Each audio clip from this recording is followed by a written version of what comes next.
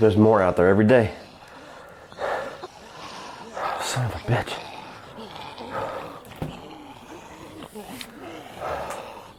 See if this is affecting anywhere else in the world.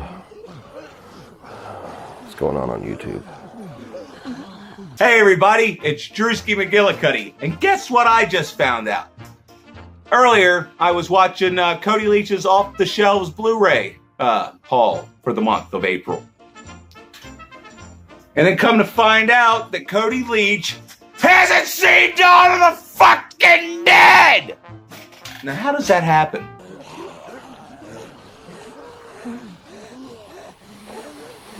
Well then, Drewski, if you're watching, my apologies that I haven't gotten to this movie quite yet, but I've been a little fucking occupied. Come to this goddamn cabin for a little peace and quiet to gather my thoughts for October. I got motherfuckers in hockey masks running around. I got some evil ass book that says a bunch of evil ass shit. I get rid of that bitch. Now I got the fucking living dead walking around outside. Can't even go anywhere. But you're right. Time for the Dawn of the fucking Dead review.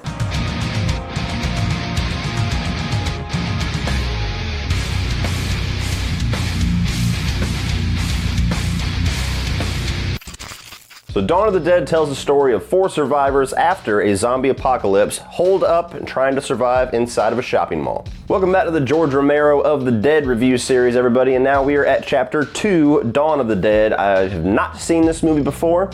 Certain individuals on YouTube have given me extreme amounts of shit for it, but time to right that wrong. So I've seen the movie now, I've experienced it, I've let it percolate the mind. Now, time to talk about the classic 1978 Dawn of the Dead, which is probably the one of these George Romero movies that I hear about the most. So this is the one that I had the most expectations walking in. Positives, bitch. So the first thing that I have to say is that I like the grander scale that this movie had. Like, you'll hear a lot of people, including Drewski himself, say that this is the Terminator 2 of the Romero movies. And I can get that reference very easily because Night of the Living Dead was very small scale, very confined. You get to Dawn of the Dead and it's much more about kind of the global scale of this epidemic. I don't necessarily know if it's a sequel to Night of the Living Dead or if it just takes place in the same universe or if it's just every single one of these movies is going to start with its own story of a zombie apocalypse. I'm not sure if there's any connective tissue whatsoever. Maybe it's left vague on purpose, but nonetheless, small scale, you get to this, much bigger scale, much more action, much more effects, many more zombies. The setting itself, you're not in a little hut anymore, now you're in a giant ass shopping mall. So I do like the bigger, grander, more epic feel that Dawn of the Dead brings to this genre. Moving on from that, I do like the characters in this movie, and that's something that I really struggled with in Night of the Living Dead with the exception of the lead Ben. Here, all 4 of the characters are really cool. They're ones that I can easily get into their story. Not necessarily all of them stand out a whole lot, I'll get into that a little bit, but when you get like Ken Faree's character, he's very like take charge. He's kind of the one that you look as the leader of this group, even though they don't necessarily delegate a leader. You got Flyboy, who's pretty much just trying to keep his girlfriend and unborn child safe, and he's a little bit naive, but he's kind of starting to try to embrace the badass side of things a little bit more, embrace the survival. You got Roger, who's a little bit unhinged at one point. He becomes pretty interesting to watch because he's so like on the brink of death so many times that he starts to become a little bit whacked, a little crazy.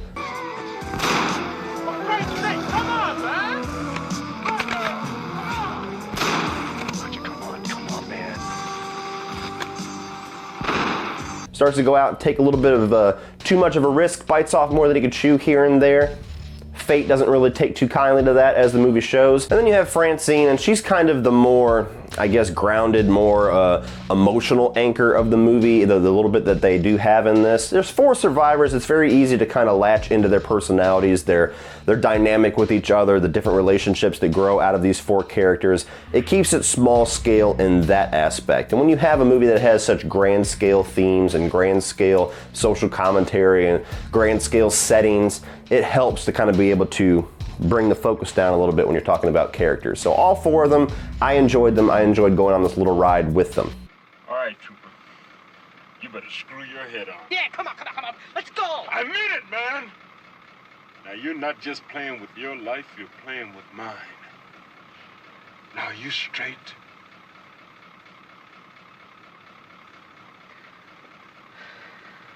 Yeah. And I love the mall setting. I think that it's a very cool, non-conventional setting to have in a zombie movie. Usually zombie movies are out in the wilderness, or they're out in the suburbs or something like that. You get a setting like this that is grand scale, and it seems so vast, but it seems so empty and isolated at the same time, and that just kind of gives an eerie vibe to it. And it also has kind of a cool, fun vibe as well whenever you see them going through department stores or, going through and shopping and everything like that. There's a small, kind of a sadistic appeal to something like that. Whenever you have these discussions, on Facebook or some shit, what would you do if there was a zombie apocalypse? People always think, oh, I'd fucking raid Best Buy for some PS4 and a big-ass 4K television, and I'd go into the mall and I'd steal this, and they kind of experience that throughout the movie, and it kind of dives into the social commentary of it all too, which I need to get into right now. So the first movie had a little bit of commentary on racism that apparently Romero did not exactly intend, but it's always been seen by viewers, so even if it's not intentional, if it's there, it exists. In Dawn of the Dead, it was much more intentional to kind of comment on consumerism, to comment on society and how we all kind of value things that really shouldn't be valued. We're valuing monetary value, we're valuing, how much stuff we can get. And he kind of comments on that not only with the zombies, but with the survivors, the main character survivors, as well as these biker marauders, looters that we get in the third act of the film. So the zombies are brain dead to the point where they only exist to eat. They're the lowest form of life form that you can have. They just exist to exist. And yet they still have some kind of a map inside of them, some kind of a message telling them to go to the shopping mall. And when they look at it, they're like, why the fuck are they coming here? And they're like, oh, just, memories from when they were alive. Something is just drawing them here. They remember such fond memories of this place. So even the lowest form of human being just can't stay away from all the consumerism. And then you get into the survivors, and they start to enjoy the fact that they have this huge shopping mall with all these things that they can loot and grab whatever they want. Peter, what about you? Where are you going? This is just for the two of you.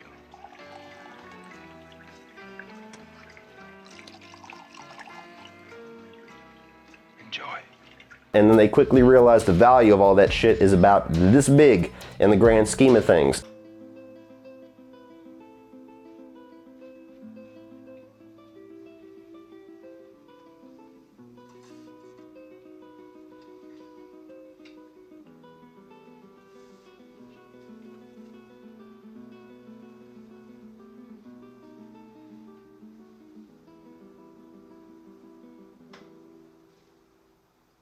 And they kind of reinforce that later on in the third act when you get these looters that come in and they fuck up the whole project, they fuck up all the works, they end up getting a bunch of them killed just to grab shit.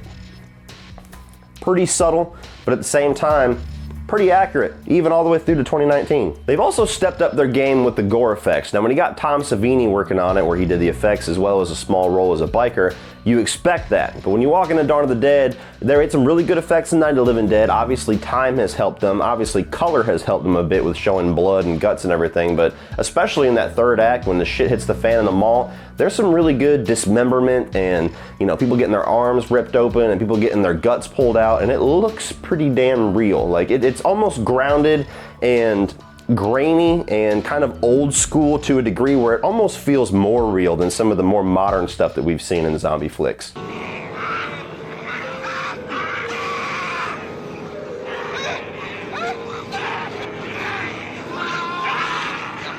The movie also has a really interesting pace to it because not a whole lot goes on as far as storyline. They basically, there's a lot of things that set up the world in the first 10 minutes or so where they're setting up the level of devastation. They're setting up how martial law has been kind of enacted and they're trying to get dead bodies out of there, and there's some people that kind of house them. They're kind of setting up the tone of this universe and getting all four of our characters together. But once you get to the mall, really most of the movie is just about them kind of going out, gathering supplies, blocking off things, taking care of zombies. Not a whole lot of grand scale storytelling, but then it quickly kind of goes into, once they clean everything up, them experiencing the little bit of life that they can within this mall, which seems very relieving for a little while, and then quickly starts to kind of devolve into them just hating it and hating being stuck there and the isolation and the cutting off of society and wondering what's going on. And then you get the whole marauder thing where people bust into the mall and shit hits the fan in the third act. It's got a really interesting pace to it. I never really was bored. It's not necessarily a movie where it's like a mile a minute and things just keep coming, but it has a really interesting beat that it follows, and I enjoyed it. And my final positive, which actually kind of surprised me, I enjoyed the music in this movie. It's very weird. It's very off-kilter. It's not like kick-ass action scores. It's not like a haunting horror score. It's almost like elevator music. Like you have like weird little musical tones when they walk throughout the mall, and even in certain scenes of the movie that just kind of, like when Ken Faree's character, I think Peter is his name, but anyway, he starts beating the shit out of zombies whenever he decides that he wants to live in the final act, and he's trying to get to the rooftop, and they kind of play this cheesy like TV heroic music where he's like da-da-da-da-da-da-da-da-da-da-da.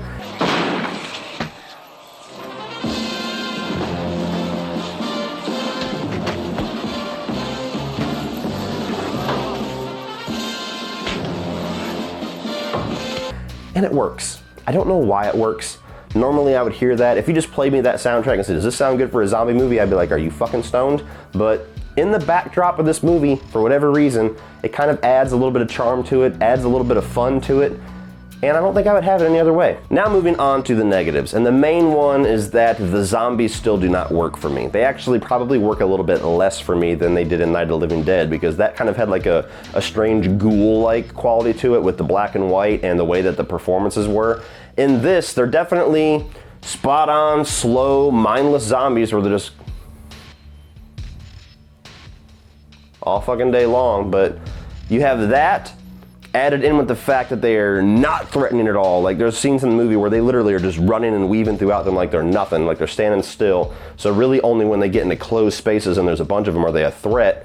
And the gray, bluish paint that they use to distinguish who's undead and who's not didn't quite work for me. And I think I've even heard that Tom Savini regretted doing that later on because they intended it to be more like subtle gray and it turns up almost blue on screen, and it really does.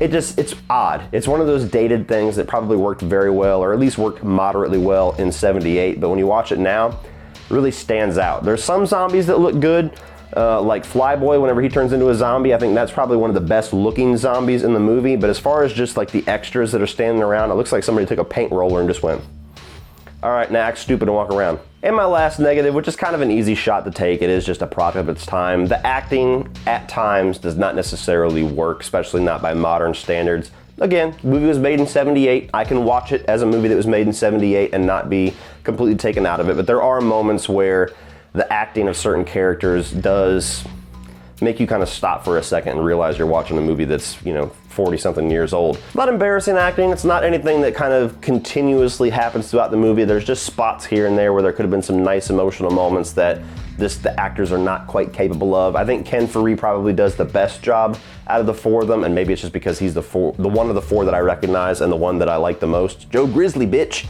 But there's moments in this movie that felt like they fell a little bit flat as far as the acting, when if you had a more capable actor or possibly a more capable director as far as bringing performances out of actors, you could have had some stronger moments. So don't yell at me in the comment section. I still got a lot of Romero movies to go. Maybe he does very good later on.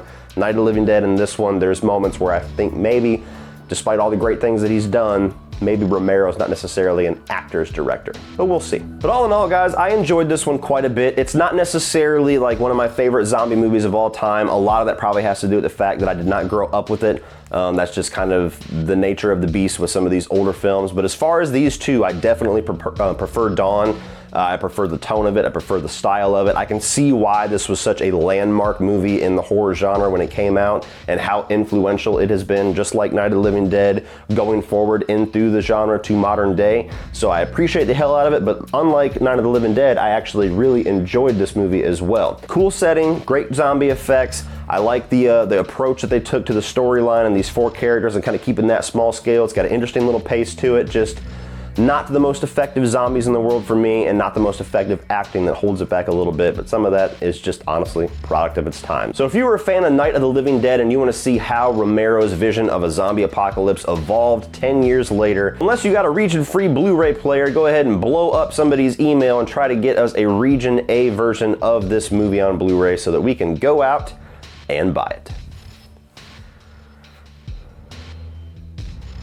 Please like and share this video. Hit that subscribe button if you are not already a subscriber. If you guys want to check out some social media links of mine, check the video description below for Facebook, Instagram, Twitter, and my Patreon page, which is a great way to give back to this channel and get cool exclusive content for your eyes only if you decide to become a patron.